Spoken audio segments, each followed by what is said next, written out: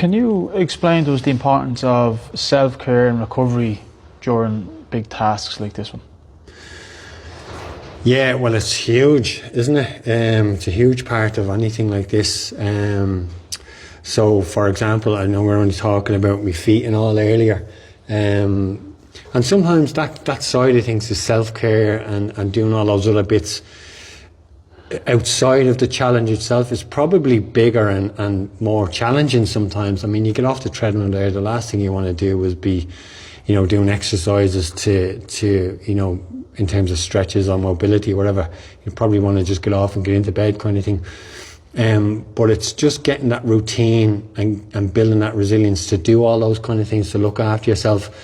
And it's part of the longer game that if you don't look after these small things, they end up becoming bigger things later on. For example, we were just talking about my feet there. I got that blister a couple of days ago, and I didn't deal with it actually initially because it's not something I normally get, so I thought it would just look after itself, but it grew into something bigger. My toe became infected, and when that happened, then I kind of switched into the self-care stuff and looking after that problem. And thankfully now, today it's so much better. It's still there, so I'll go and do the same kind of protocols as I did yesterday on it.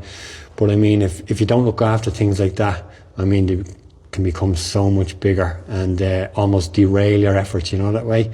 I suppose we're lucky with that. It hasn't become a bigger problem, because it could have gone that other way, like where it didn't heal itself or whatever overnight.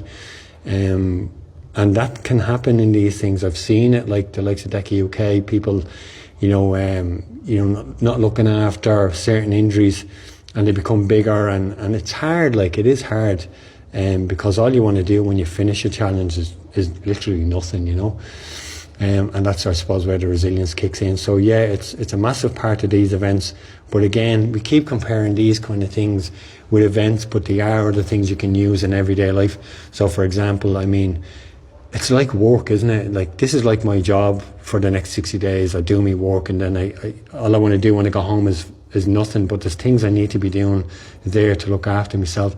It's the same in everyday life. I mean, you finish work, last thing you want to do is, and it might be something as simple as going out with your kids or whatever, and keeping that going, or going to the gym, or going for a bit of exercise, because the knock-on effect of looking after yourself in that regard is huge, because it can, if you're not doing that, it can snowball, Yeah. Thank you.